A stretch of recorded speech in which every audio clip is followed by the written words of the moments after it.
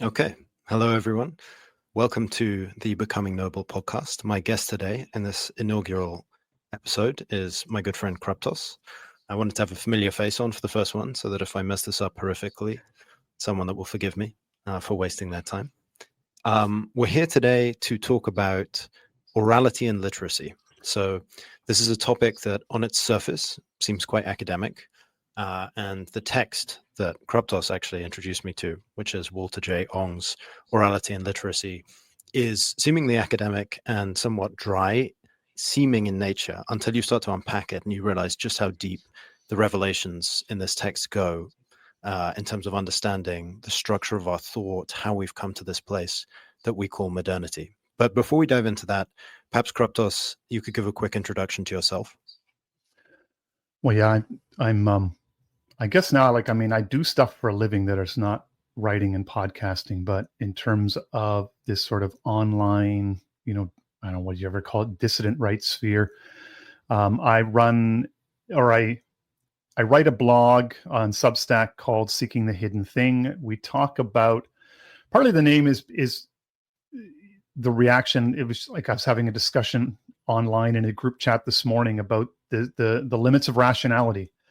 And so it's a theme close to my heart, and I tend to talk about, again, like seeking the hidden thing, that there is knowledge that we have that lies outside of what we can understand through reason, and that in some ways, in many ways, this type of knowledge is more important actually than rational learning. And in many ways, what we know of as reason is built upon this kind of knowledge. So it flows out of, again, books like Ong's, Ellul, but also Ian McGilchrist's work on brain hemispheres and some of these things. But then just for me, like a 30-year love of wisdom literature, but also the idea of wisdom literature and what does that mean relative to modernity, the idea between wisdom and knowledge. So I explore a lot of those ideas. And then I have a Twitter account, Kruptos, and I tend to bring,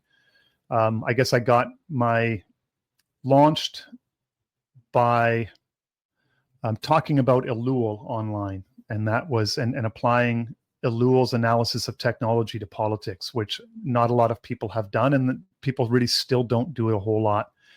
And as a result, they tend to talk about surface things and not many of the sort of deeper currents that underlie sort of why things happen in the political realm and the way they do and that sort of thing, that are, I think, better understood when you understand them through the lens of the technological society and its impact upon us.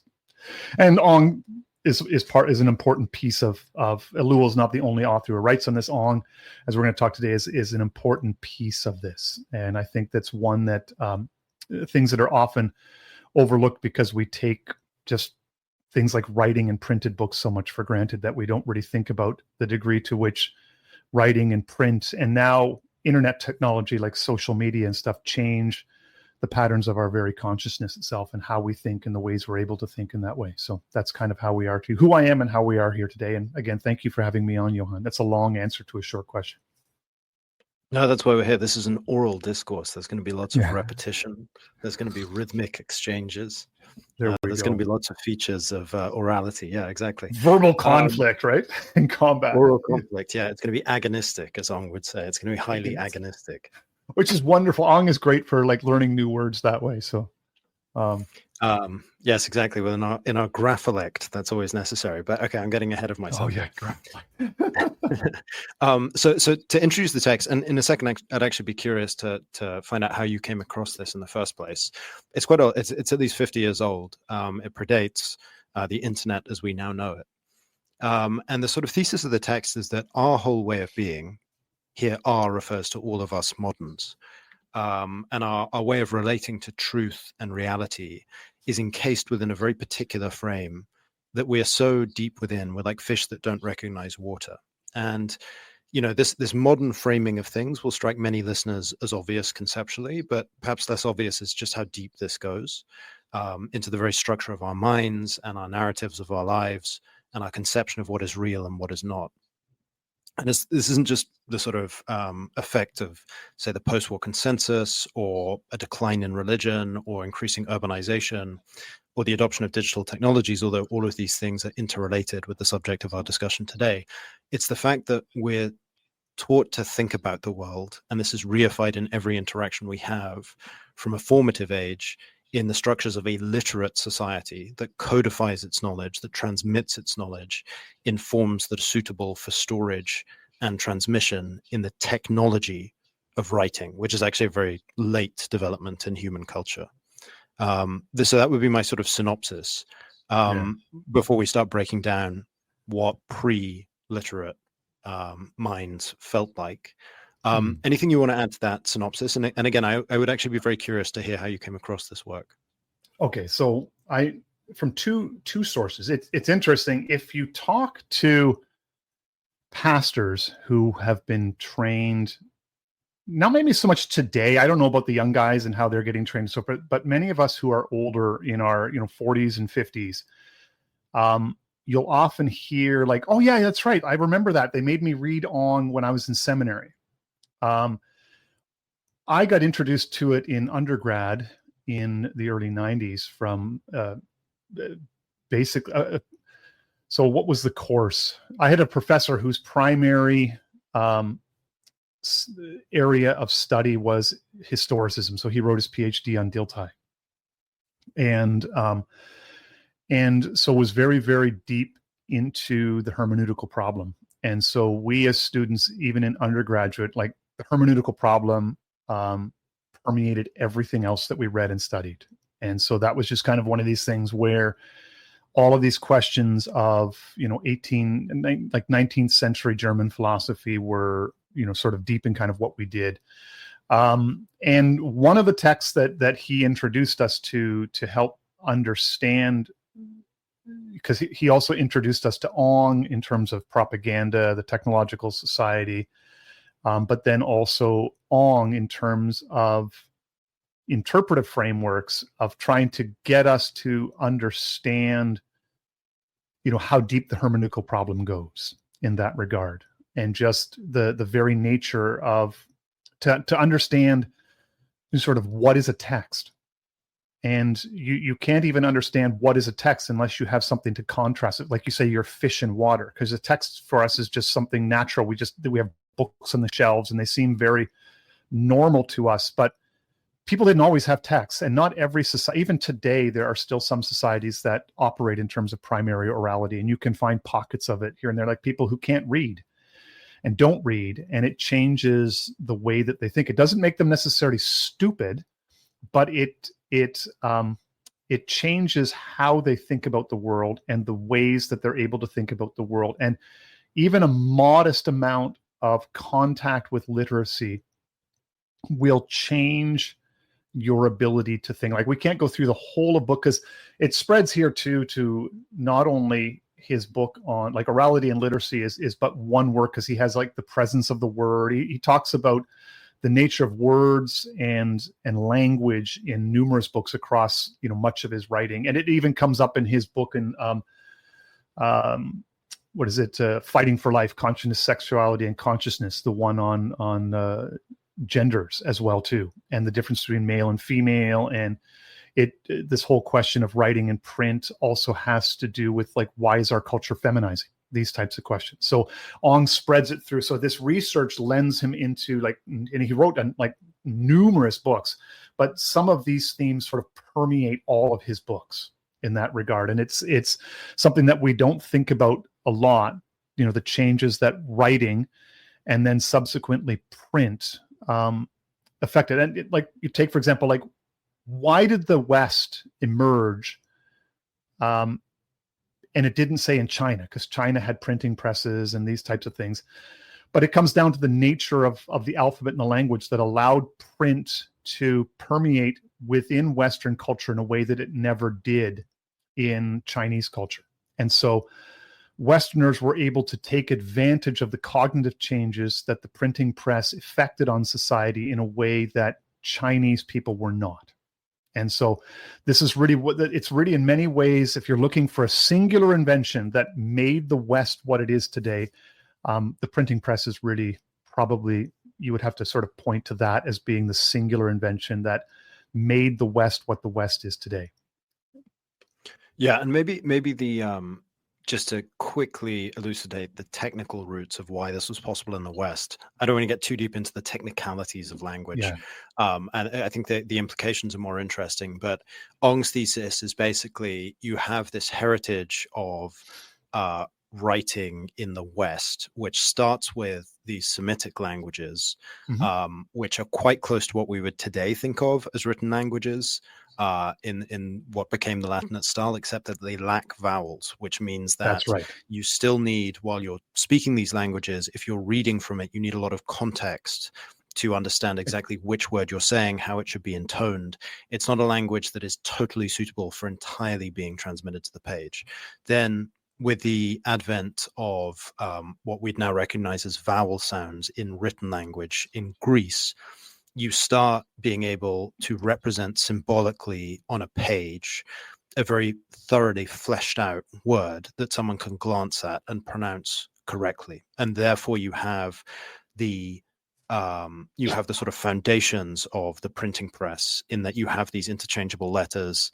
It's a fairly short alphabet as opposed to Chinese, which is basically pictorial, so Grapholex thousands and thousands. yeah. You're right, exactly. So you have this construction that is suitable for later transformation into the printing press, because it's comprehensive while maintaining a small alphabet of interchangeable pieces that you can read fluidly from once they're combined in certain ways.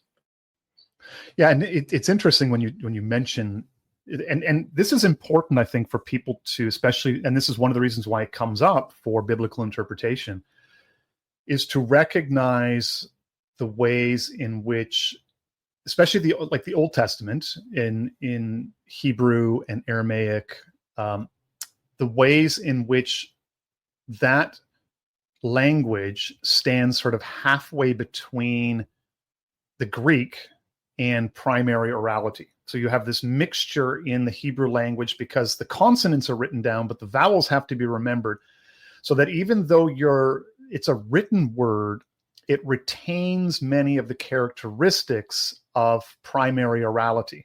And it's one of the reasons why the Hebrew scriptures, like the Old Testament, is very earthy and visual and grounded in terms of its language, and not very abstract.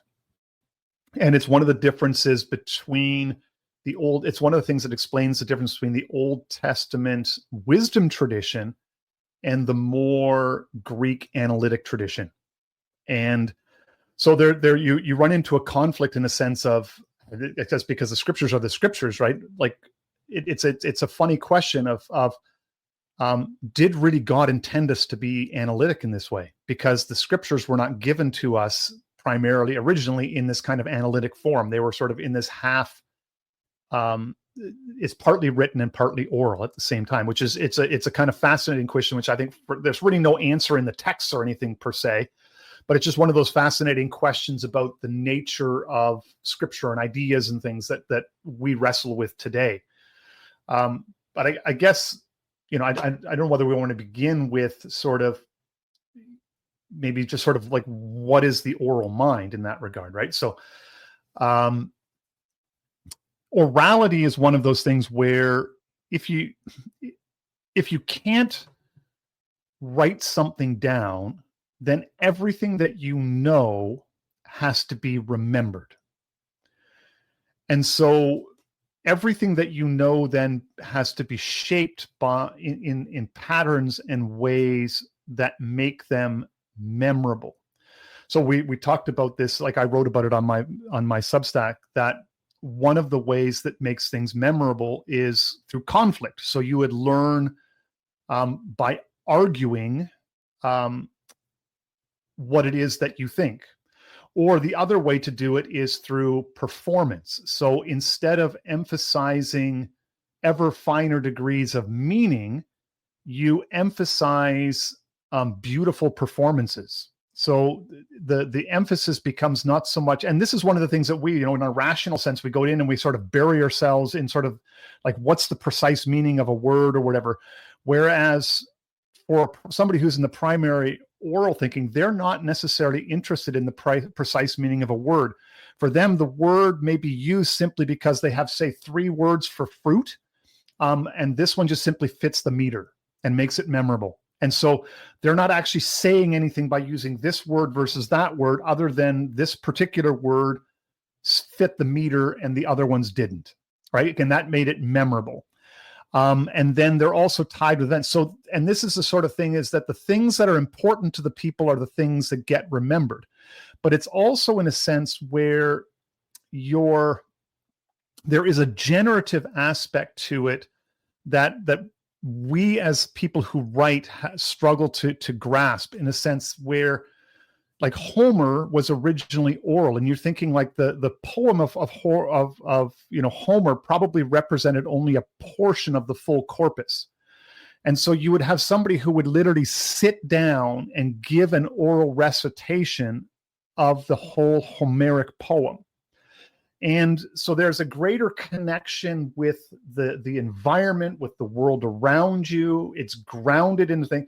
And there's, when you hear somebody say, like Spengler, talking about the earth, and the soil generating culture, this is kind of what he's talking about, is that this connection with the earth around you then in this way generates the poems. It's these stories, the poems, it's the connection with the world, because this is how you understand the world, is in this very earthy, immediate, direct. Language is spoken. Language has power. Words exist as long as they're heard. And so they have to be told. And so you don't necessarily get into analyzing your tradition, but the tradition has to be spoken and spoken again and spoken again, because if you don't keep speaking it and re-speaking it and re-speaking it and re-speaking it, it ceases to exist. And so part of what makes the speaking of it is, a greater or lesser speaking of it. That's kind of what elevates it. And you don't have somebody who has a better or lesser analysis of what was spoken, because nobody really analyzes what was spoken. It's just spoken. Or if there's something is analyzed, it's then folded into the poem in a new poem. In a sense, you get verses that are added onto the old poem, and then in a sense talk about, the previous story, and they just kind of get layered and layered and layered and layered, and they get added and added and added. But, and without pulling out the book and going through all the things, but there's a whole range of cognitive decisions that, or things that we're able to think that in a sense, the oral person doesn't. But there's also then, once you make that transition, we can't do poetry the way that the oral person does. Because once you begin to write stuff down, your memory changes. And so that's kind of one of those things. But so I think that's maybe, unless there's something you want to add in terms of orality that I may have missed, Johann. Well, I think the oral culture might find its ultimate expression in epic poetry, which is what you were referencing. That's right. But I think it's worth pausing before we dive into epic poetry, because I actually think that can be misleading for the modern reader, because a lot of people have read the Iliad already. So they think it's apprehensible to them in a way that, in fact, there's a lot of hidden dimensions that are not.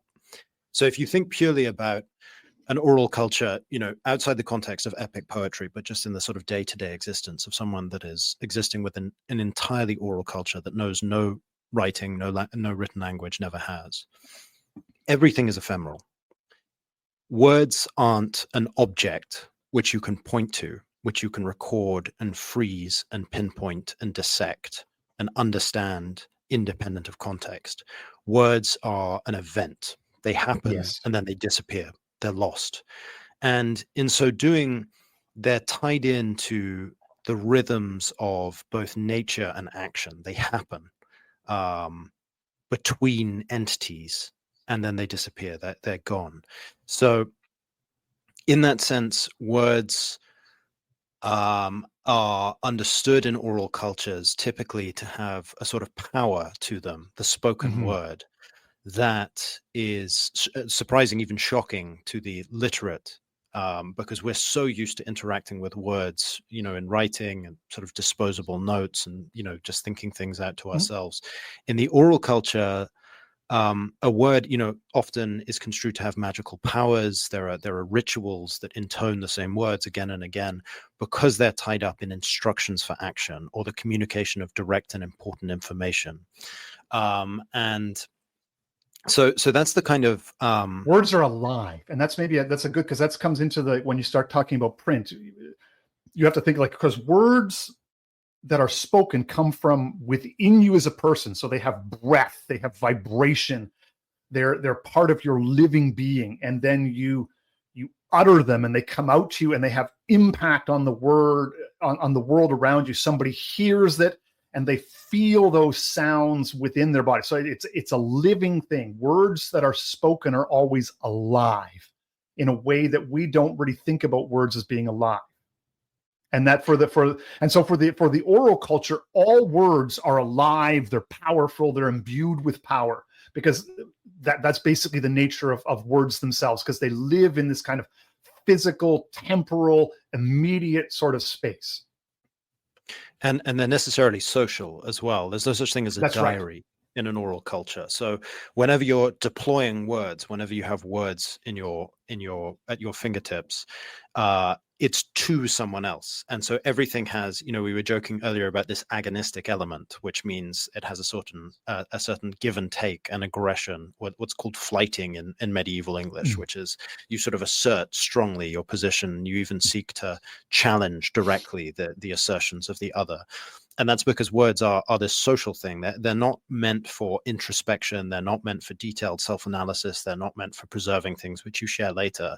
They are meant in the then and there to be shared, to facilitate a direct and productive interaction between two individuals, with the understanding that the only thing that will be left at the end of that interaction is not the words, it's the individuals themselves. So it's a sort of coming together via speech. Well, and this was the whole thing that in Ong's Fighting for Life, right? So that words in the feminine they create bonds. So the spoken language is how you bond with other people. And this is one of the things, like even today, women use 4 times the amount of words that men do, right? Because for women, the act of talking is the act of binding with another person. Whereas for men, the act of speaking in many ways is about establishing boundaries and establishing hierarchies, right? So for men, words are, you can bond with men, but men bond by, establishing territory, creating boundaries, and then establishing hierarchies. And so for men, words do that. So every performance of an epic poem, for example, establishes sort of in the hierarchy of memory, is he a great poet or not? And that's sort of, and you establish yourself in the hierarchy of bards or poets by giving a great performance. He's a great storyteller, which is, we tend not to think of the storyteller as being, a great person necessarily, but that was sort of a great person, was a great story, but they also were men of wisdom, because this is something you see in Tolkien. And Tolkien draws our attention to this, although I think people miss this a lot. But the characters are constantly composing poems. They're constantly composing stories. And then there's the lore master. So the lore master is the one who has authority because he remembers the lore. So you can go to him and he knows all the stories. And in the stories, which are memorable, all the things that we know about the world are retained, about history, about how to live in the environment that you live in. So there's this story for everything. So the lore master then knows that. So Tolkien kind of hints at this older world of orality that has power. But we don't have lore masters today. And one of the reasons we don't have lore masters is because we have books. And so the book kind of destroys the lore master. But the lore master, the man of wisdom, who kind of retains these words, he sees the world, he understands the world, but he has this store of lore that he has gathered up into himself that then he can give. Like Proverbs is a very oral book. So he would have a store of Proverbs for everything. So you would come to him and he would have a saying for every situation. But that's what his role is, to have that saying for every situation. And we don't necessarily, and that's kind of these roles get lost once you have the printed press or the printed text. Right, exactly. So there's this kind of how and why of knowledge in an oral society. there's this very intense question of what do we preserve, because their resources for preservation are so much more limited. You have obviously personal memory, but then you have these vehicles for collective memory in poetry and sayings, as you say, proverbs, Ritual. exactly. And so there's within the resources of those storage functions are limited, because there's only so much that the individual can retain and the collective can retain in terms of these stories. So things are constantly compressed and being brought in and out of existence based on the needs of and the reality of a certain group. The group is incredibly tightly bound so that they can share these stories and proverbs. They have the social infrastructure, which is contained. It's within a boundary. It's necessarily interlinked so that these stories, these proverbs make sense to each other. Their whole way of being makes sense to each other. And there's sort of no nonsense retained intergenerationally. Things are swept out of existence as they are judged to be irrelevant in order to make room for new learnings, new stories, new myths, anything that will reify the solidity of the tribe and allow it to retain knowledge that allows it to accurately orient itself in the world. Yeah, and we have to understand that this is not like a switch. Like the moment somebody introduced writing into society, it was like flipping a switch, and then primary orality, or the characteristics of primary orality, died. Like Ong says, you can trace characteristics of primary orality probably up into the 1800s across. And then even within the 20th century, there were still pockets of places. And this is how we know this kind of stuff, because there were guys that went out and went to places, like remote villages in Slovakia or something, where somebody still knew all the old epic stories, and they would sit down with a tape recorder and they would just let them tell the tales, and they would just record them, and they would ask them questions and interact with them. And so you would see pockets of primary orality, but also characteristics of primary orality existing. So like you would talk about, sort of the tight social fabric of a village. Right? Well, the tight social fabric of a village is built on the collective memory of the community, and this is the way we do things. Well, those are all features of primary orality living in the community, where everybody's not completely dependent upon print and writing, but there's still, the old stories, the old tales, the old way of doing things are still very prevalent in many village life, right up until the start of the 20th century in many ways. And so oral people, this perhaps is the right point to transition back to epic poetry and its construction. Yeah. The nature of a text, I'm already making and Ong does this all the time, where he laughs at himself for just the way we talk about. Yeah. Right. So the nature of the Iliad, for example, is something that was pretty radically misunderstood until as recently as the 1930s, in that it was widely assumed by scholars to have been a written composition, and it was seen as such because it has certain perfections to it. It seems very balanced, it seems expressive, it seems like words are perfectly chosen.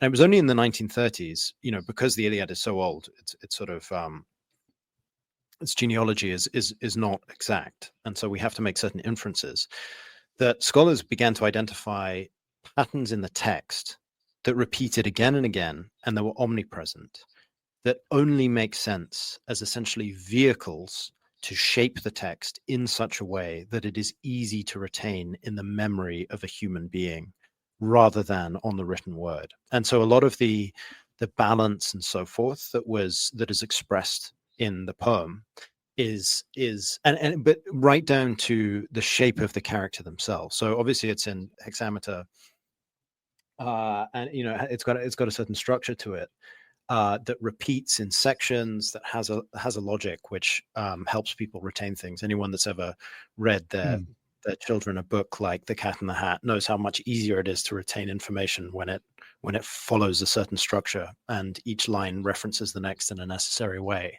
But even as something as under the radar for us as the archetypes of the characters themselves are chosen to better nest themselves in your memory. So On calls these heavy characters that are quite unidimensional in a way that would Mhm. be out of place in a story now, which is not to say they don't have subtlety and they don't involve themselves in tragedy, but you have clever Odysseus, you have wise Nestor, you have these archetypical characters whose fundamental shape nests itself in a very clear unidimensional way in your psyche. And you can imagine how, and I don't want to get ahead of myself, but in today's long form, introspective, written forms, the needs for this constraint break. And that is part of what ushers in the kind of postmodern, self-reflective, Yeah. self-conscious literary and poetical style.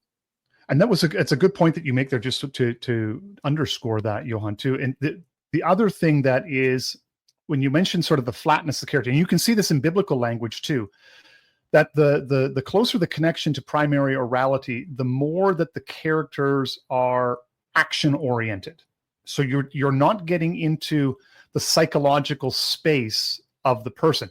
So this is one of these changes that Ong notes, and you ask, like, well, how does such and such a person think? You're asking sort of to get into the mind of somebody else, right?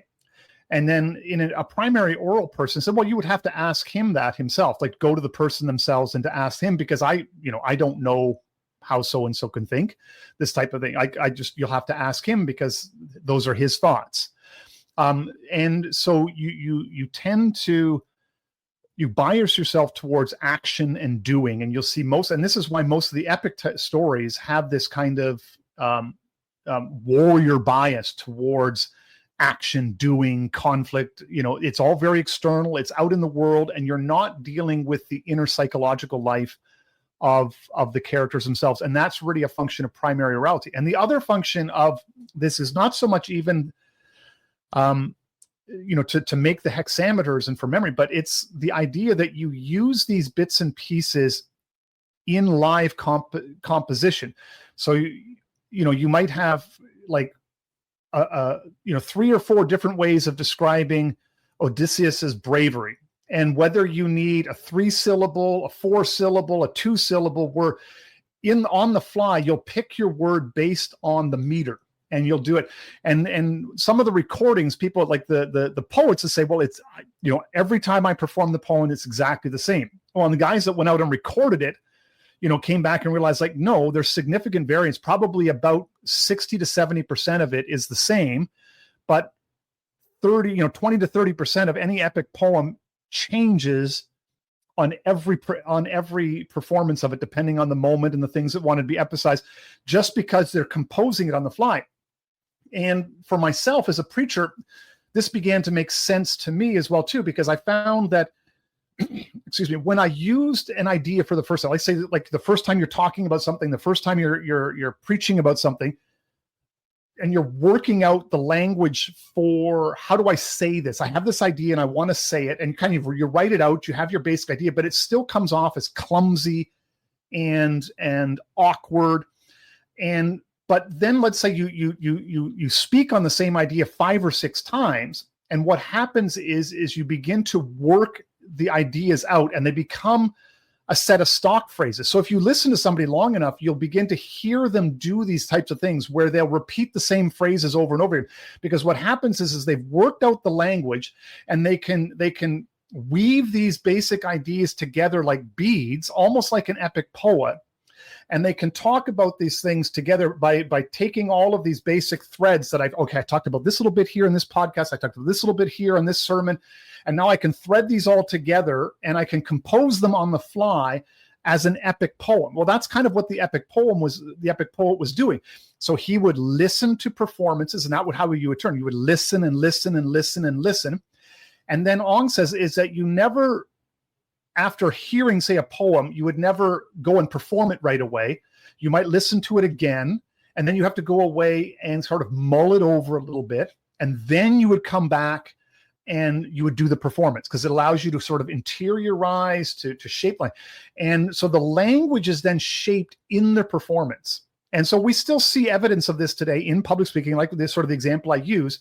But the epic poet would be doing this with, like, you think of the Iliad, the length of that, he would be doing like a 3 or 4 hour composition in front of a group in the community.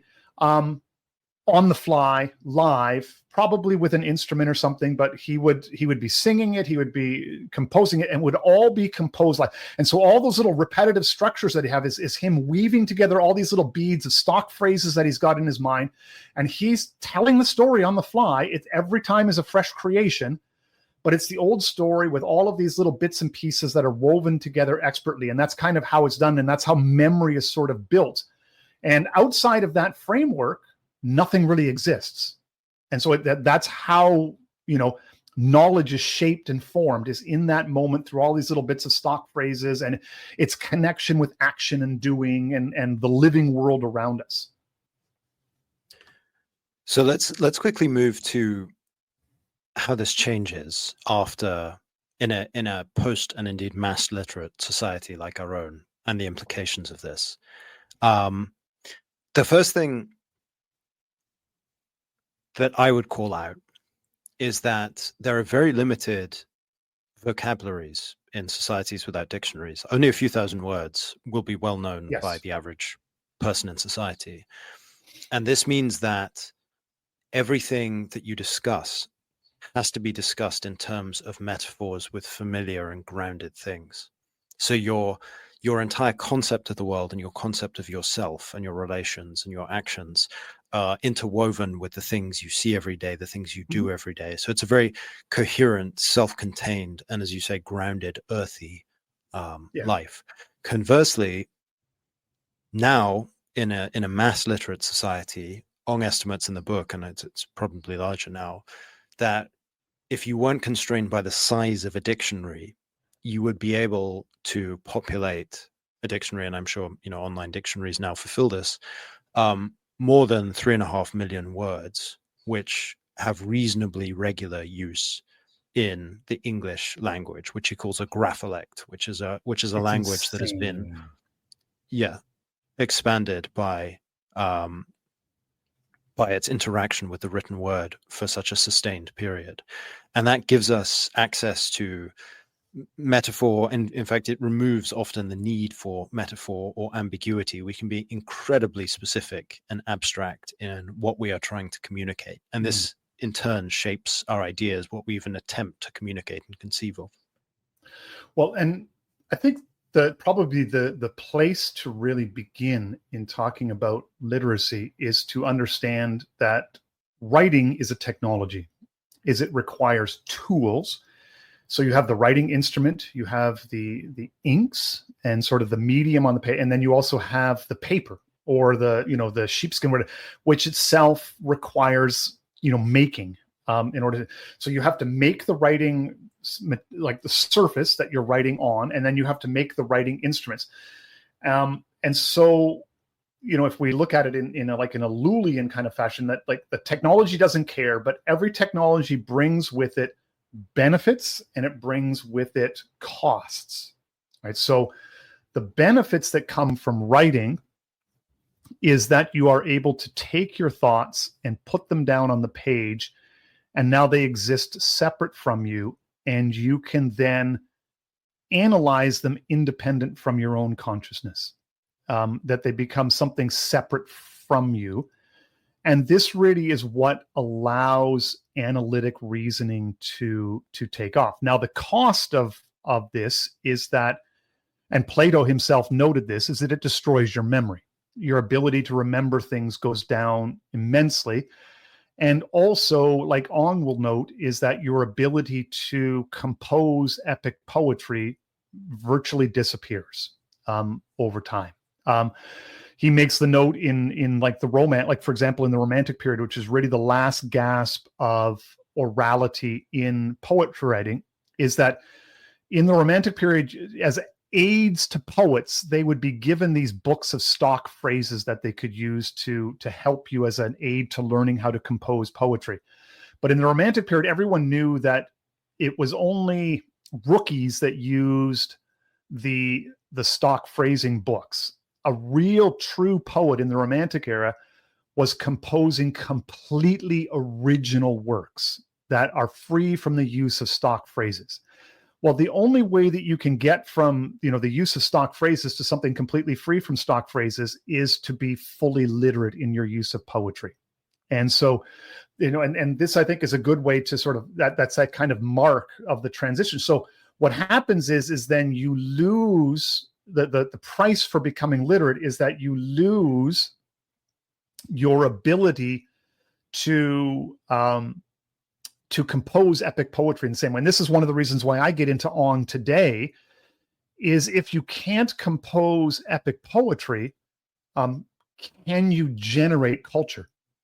Which is a big question, and this Ongian sort of thing also throws something of a monkey wrench into the Spenglerian kind of view of the rise or adds a layer to the rise and fall of great cultures, is that there is kind of this unifying thing that happens across all of the cultures, is this mechanism of writing and the changes that it brings about in terms of over the span of the great history of all the cultures. And the primary change that it brings is this of separating words from the person, so that way you can think about the words and to analyze the words. And there's a number of changes. Maybe you want to sort of pick that up and talk about some of the changes of what happens to the words once they're written on the page. Yeah, exactly. It separates knowledge from the knower, and it locks knowledge down. And this has a set of, as you say, in many ways excellent, but also problematic knock-on effects. The most obvious of which, to me, is we have this phrase now. Well, one of the problems we have is irony culture, where it's very difficult for people to inhabit unapologetically what they regard as cliched modes of being or lifestyles, things that we would dismiss as normie or boomer, things that we're overly familiar with.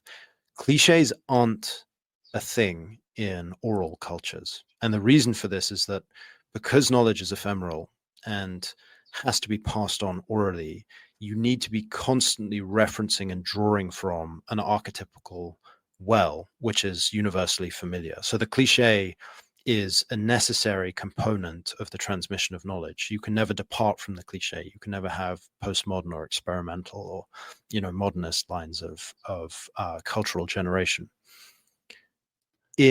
Once you start locking down the word, once something has been said, it has been said already, and it's already referenceable, and you don't really need to say it again. The text still exists. The word is permanent.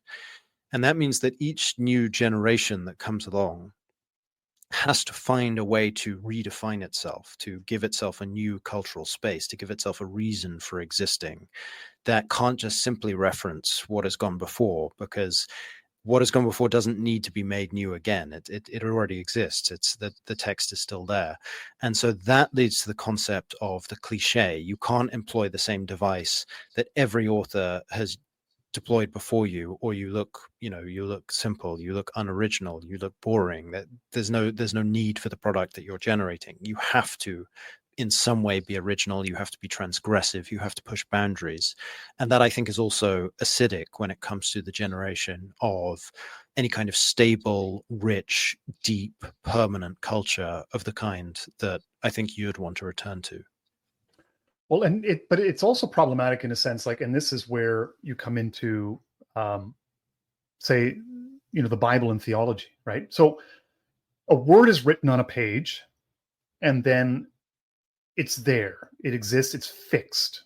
But word then changes from being something that is spoken and it lives in sound and it's communal to something that is visual and is seen and is independent of the community. So this graphylect, these characters that are on the page, exist there whether they stay there, whether anybody ever picks the book up or not ever again. They just there and forever, in a sense, if you can maintain the page. But the nature of the word has changed. It's now a visual thing as opposed to a spoken thing. And in many ways, it's now a dead thing as opposed to a living thing. And this becomes problematic when you're talking about something like, say, the Bible, as a written work as opposed to the spoken word of God, right? So how does the Bible live, right? And this is a really interesting question, right? So if you speak it again, now the problem is that once a word has been fixed onto a page, you've also now separated the graphic, the symbol that is there from the meaning, and the context. So you now have a graphic, like you could say the word dog or fish. Like, okay, so you put the word dog there, but it exists independent of meaning. I use the example of dog because it's sort of, it's simple, but you put the word dog onto a page. I have a whole life experience that, where I got bit 3 times by dogs and they're scary animals. You have a loving pet. And so your image of it is very good. But in the old way, this word dog would have lived within a community where everybody implicitly understood and shared in the story of the dog. And so there's this shared communal knowledge of what a dog is. And everybody understands in the moment when you say the word dog, we have this collective history of dogs. So we might have had one dog who bit people, and we might have had one that was loving, but this collective image of dog remains in the stories and the living experience of the people. But once you stick it on a page, it becomes disconnected from lived experience. And now, like you say, you can be ironic about the word. You can, but the word can be, and this is also enters into this thing. This is something that Spengler notes, is that the separation of the written word and the meaning of the word can create the sense of falseness, where I can say one thing but mean something else, and which you tend not to get to the same degree because in an oral culture, if your intended meaning is different from what you're speaking, basically the whole culture breaks down because nothing makes sense anymore, right? So in a sense, meaning has to cohere with what is spoken in order for, memory has to cohere with what is spoken. So if it doesn't, so the lie becomes very, very destructive in a community, in an oral community, because the lie separates memory from word. And once you separate memory from word, it's like, can you trust anything anybody says anywhere now, right? Whereas in a written word, the idea of the lie or the language game, or the sense you write something on the page, and now when I pick it up, it means something entirely different from what you have. And so there's all these different layers of you create the hermeneutical problem by writing stuff down, because it separates the words from their living context. And now you have to, in a sense, revivify the words. And so how do you then give the words that are on the page life again? How do you make them live again? Which, for the sense of the biblical material for the Christian faith, is very problematic. Is how do you make the words live in the community?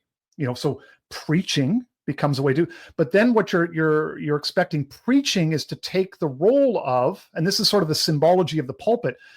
The pulpit is really supposed to be, when the preacher is preaching, it's supposed to be a reenactment of this oral moment of thus says the Lord.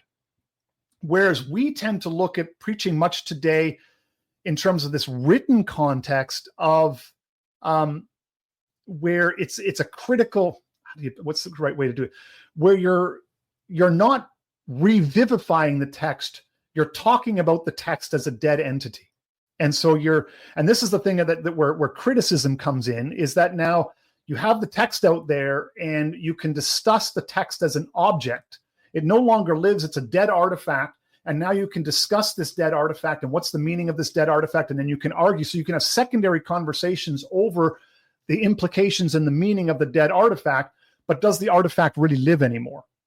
And these are sort of these layers of questions that the prevalence of the printed word and the rationality it creates is sort of, because abstract thinking and this type of abstract analysis is really only possible when the word is separated from the person. And the more predominant this pattern is in society, the more that the society sort of generates this kind of abstract thinking that enables but it also enables technological thinking, modernity. All of what we know as modernity comes because people can do abstract thinking, comes because of writing.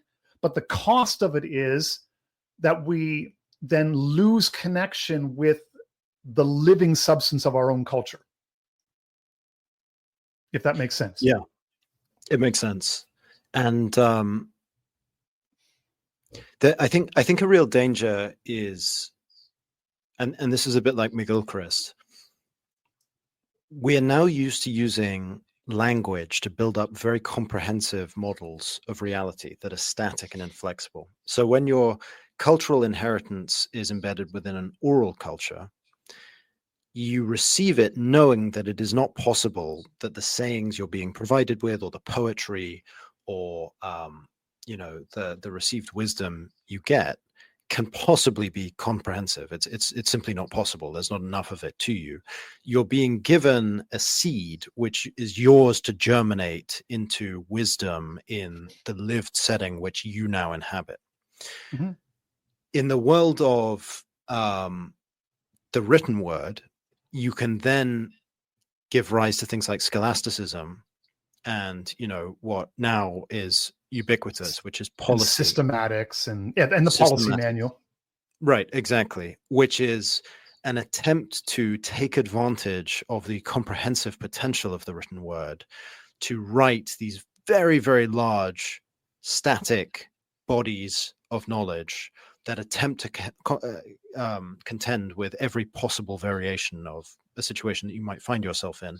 And this starts to reverse the process of language being the written word being an empowering tool for the individual human to being something that a human is increasingly inframed within and powerless against. And an example would be in America, the people that sort of insist on my constitution, it's the words are written down. That's how they were written down. That the written document will save us. The fact that it was written down will protect us forevermore. All we need to do is insist on the Constitution. And it's a blindness to the living context, to the beliefs, to the faith, to the dynamics of the community, to the greatness of the men that wrote those down in the first place. It's a sort of blindness to the importance of all those factors. And the written word itself ascends to a sort of unchallengeable status. Yes, and the problem with it, and it's also in a sense of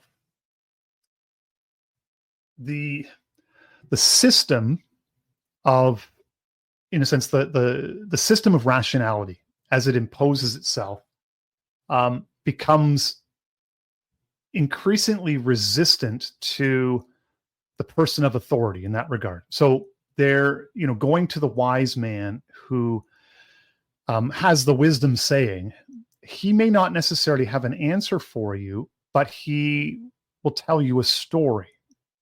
And that story will be layered with nuance. And so there is this sense where we want knowledge to have power in this sort of post Machiavellian world. We want it to be effective, to be able to manipulate reality. And whereas in terms of primary orality, a lot of times when you had wisdom, you didn't really have anything. Like, you didn't have power, you didn't possess anything.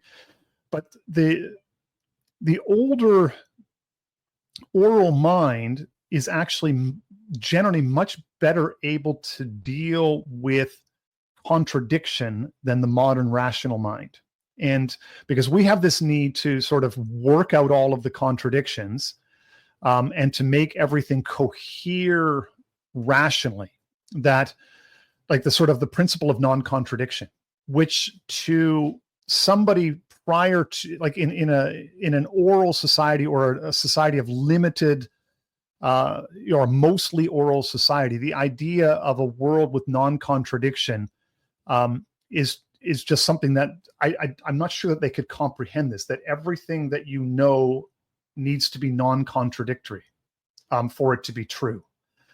And there is a lot of instances in scripture. I think the classic example I use is Proverbs 26:4-5, where, the one verse says, correct a fool, or do not correct a fool or you will get sucked into his folly. But the other is correct a fool or he will ever remain in his folly. And so the question is, well, what do? Well, you don't really know until the moment that you meet the fool, and then the answer will present itself. And that's, to a modern, that type of pattern of thinking is just completely alien. We want to have, the 3,000 page policy manual that answers every possible variation of situation, such that there ends up that the contradiction that seems to be there on the surface is really not a contradiction at all once you've worked it out rationally and you've got all of the examples that and you've conceived of every possible situation a fool encounter, and you can track them out rationally and flowchart them. But this type of thing is just completely alien to the order, and so we lose, in some sense, the very ability in many ways to be wise, because we have become rationally knowledgeable, if that makes sense. Yeah. It presents us with a few problems, and maybe this is a good note to end on. I'd love your concluding thoughts on that issue, where how we sort of revive wisdom and authority in our age. The other thing that strikes me is it's very difficult to foster unapologetic patriotic myths in a world in which all of a society's sins are forever recorded and can be brought up again. I mean, if you look at the dynamics of an oral culture, it's quite common when a new king ascends to the throne, for example, that the bard will unashamedly, to make space for the new adulation of the rising king in his memory, choose the bits that are least convenient of the older version of the poem and just quietly forget them. And so you retain the body, the heart of the cultural inheritance, while unapologetically presenting what is as good and a continuation of your lineage and so forth. And in this way, a cultural inheritance is always strengthening. It's always suitable for the generation at hand. Now we have a thing where, whatever it is decided is against modern moral sensibilities can be brought up forever. And therefore, it will always be true. There will always be an easy answer to the natural human instinct for, I love my people are the best, I'm singularly loyal to them. And someone will always be able to say, well, that's very dangerous and wrong and, ill-informed because X, Y, and Z happened. That leaves us with the question of myth making, wisdom, and authority. And any concluding thoughts you have on those topics would be fantastic. Well, it's, in many ways, what we can do is perhaps point out sort of the problematic nature of it, right? And so I have two thoughts, and one is from this, and the other would come from say Augusto del Noce, because he was dealing with this in his own way. So, for example, right now, one of the big debates is, what do we do with this thing called the post-war consensus? So if we were in an oral community, and let's assume, World War II happens and there's all these great stories. We don't have any books to write them down, and people are storytelling, right? So in terms of the great myths of our people, the stories would, you develop as, and this is kind of where we retain some of these oral impulses, right?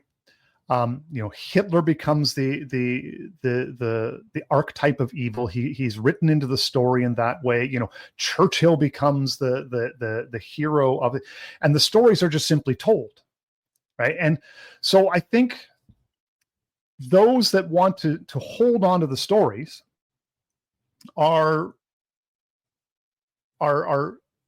clinging to, in a sense, I think it's, in many ways, it's a healthy desire to want to hold on to the old stories. So the memories of the received tradition that was passed on to us, the stories as they were given to us, the meanings that were passed on to us, right? So now in sort of a literary culture, and it's really interesting because those of us who are on the right now, reactionary, so the central core of the dominant political culture is, in a sense, mirroring that older oral way of doing things. So we have a received tradition with a received understanding. This is the epic poem as it's been told and passed on to us. And what we're doing is we're looking at it and coming at it from a literary perspective, in a sense, from a literate perspective. So we want to break this down now and say, well, why don't we go back to the actual documents and let's find out what really happened. And let's talk about it that way as opposed to the myth making. Now, we're doing this because, in some ways for political reasons, but it's also good in a sense of like, okay, what really truly happened, and this is perhaps a good thing. But what we're doing is we're engaging in this sense of literary and historical criticism, which is a very sort of modernist thing based on literacy, print, and so forth. And we're applying this to the received myths that we have been given to society. So in a sense, what we're trying to do is to use the historical analysis to shatter and to do critical analysis of the prevailing myths that were handed on to us. So this gives us a kind of question. So that's this current political moment. But let's take that and go over to, let's say, the hold that the Christian mythos had on society. So the scriptures, the tradition of theology. And so people apply these same critical tools to the Christian faith to break its power down to basically build the modern era.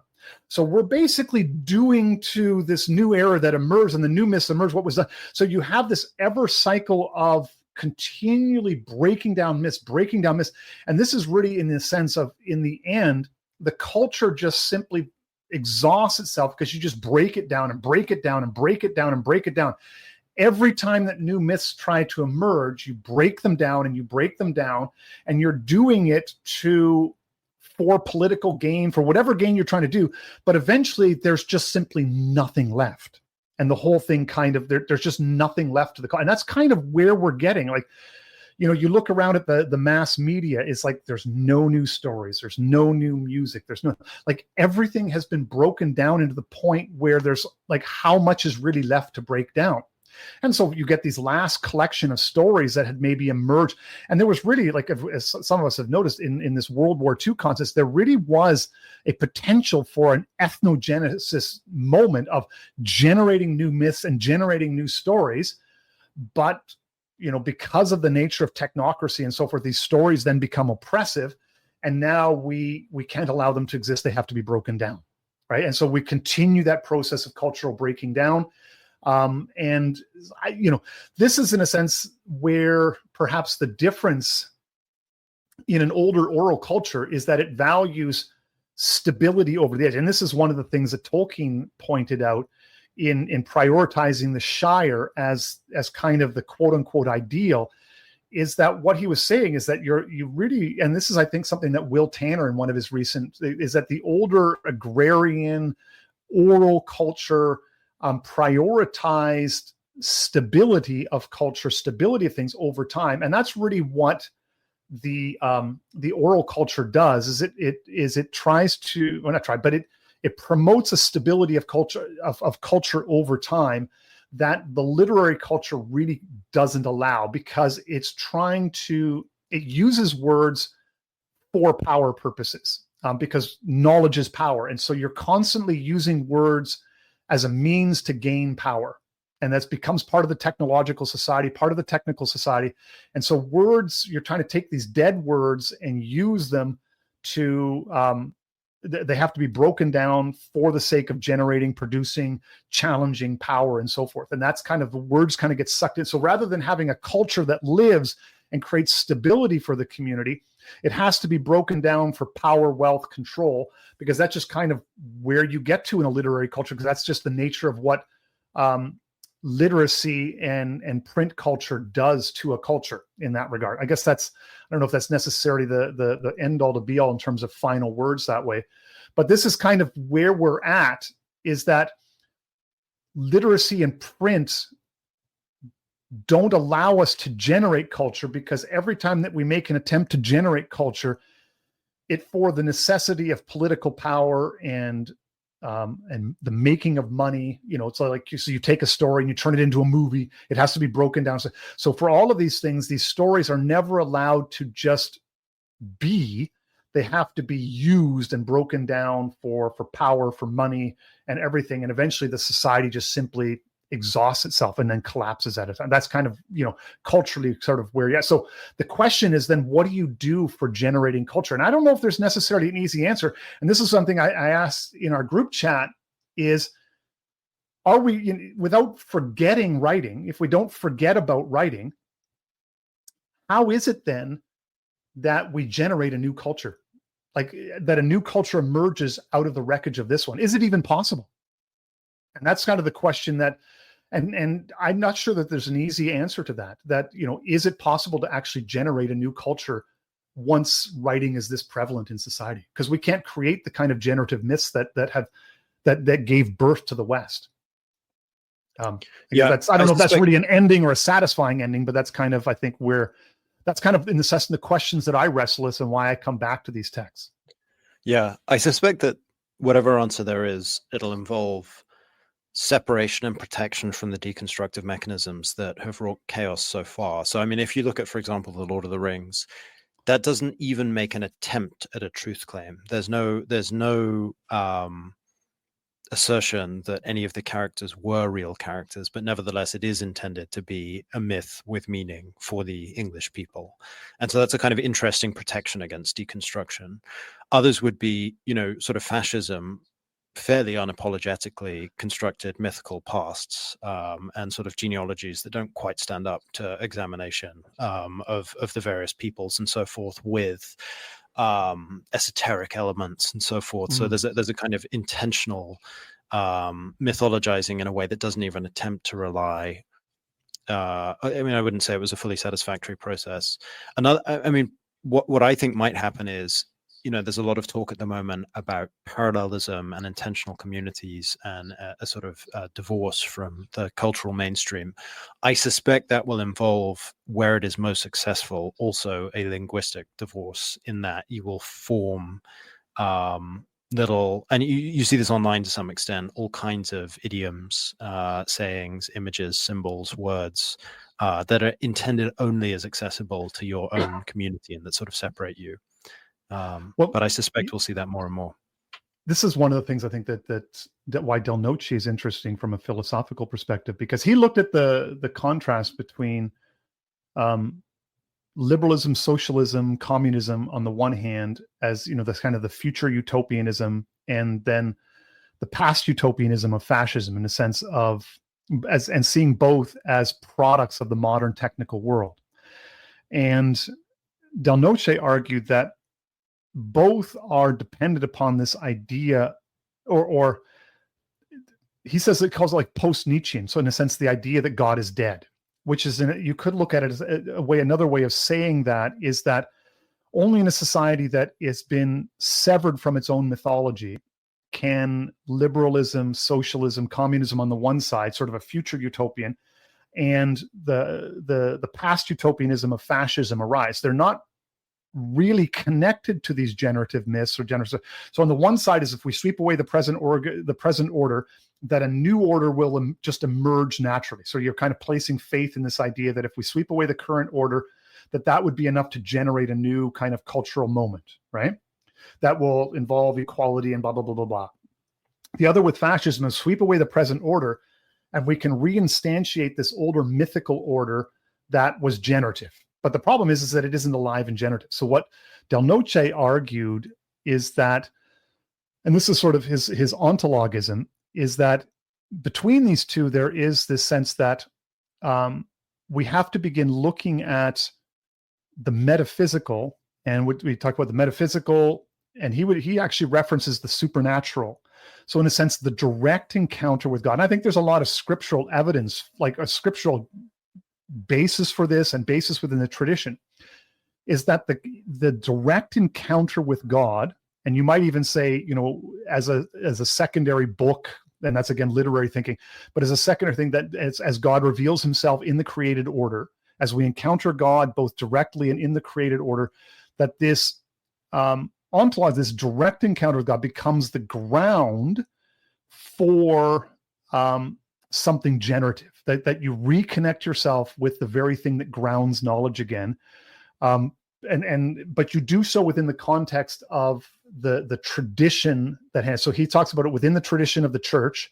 You then re-encounter God in a way that is both supernatural, metaphysical, in some sense mystical. So there is this sense that the mystical becomes the ground for, or the means for regrounding knowledge. And I don't know whether it's given what we've said about writing and so forth, if there's a possibility of it, but I think there is a sense where we can intentionally reconnect ourselves and disconnect ourselves from our literary patterns to engage, because